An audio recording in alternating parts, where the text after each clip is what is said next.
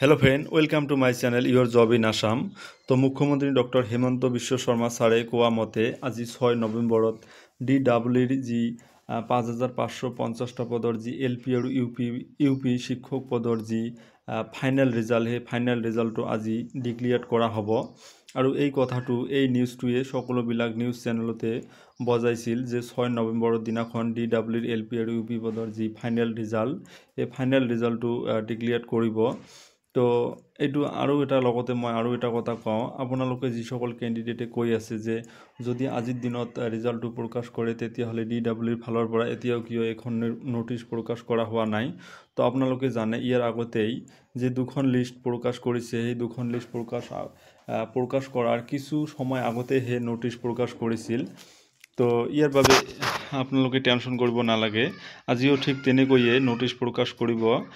ৰিজাল্টটো দিয়াৰ আগতে 2 ঘণ্টা বা 3 ঘণ্টা আগতেই মানে নোটিছখন প্ৰকাশ কৰি দিব। আৰু এই কথাটো ৰাজ্যৰ মুখ্যমন্ত্ৰীজনেই কৈছিল যে 6 নৱেম্বৰত DWR 5550টা পদৰ যি ফাইনেল ৰিজাল্ট সেই ফাইনেল ৰিজাল্টটো উলিয়াই দিব। এইটো কথা কোনো ডিপাৰ্টমেণ্টৰ মানুহে কোৱা নাই, এইটো এজন ৰাজ্যৰ মুখ্যমন্ত্ৰীয়ে কৈছে। তো আপোনালোকে বিশ্বাস ৰাখিব। ইয়াৰ আগতে যদিও এটা ডেট দিছিল, কিন্তু DWR বা এটা নিযুক্তি প্ৰক্ৰিয়াত বহুতো কাম থাকে, বহুতো কেছ থাকে, তো তাৰ বাবে হয়তো ৰিজাল্টটো দিব পৰা নাই। কিন্তু আজি 6 নৱেম্বৰত আজি ডেফিনেটলি আপোনালোকে ৰিজাল্টটো পাই যাব আৰু ফাইনেল ৰিজাল্টটোৱে পাই যাব আপোনালোকে। তো আপোনালোকে যি থাৰ্ড লিষ্ট আছে, থাৰ্ড লিষ্ট উলিয়াই দিয়াৰ যিটো প্ৰবাবিলিটি খুব কমেই আছে যে থাৰ্ড লিষ্ট উলিয়াই দিয়াৰ, কিন্তু ডাইৰেক্ট ফাইনেল আমি যিমান দূৰ গম পাইছোঁ যে ডাইৰেক্ট ফাইনেল মেৰিট লিষ্টখনে প্ৰকাশ কৰি দিব। তো আপোনালোকে ইয়াৰ বাবে টেনশ্যন কৰিব নালাগে।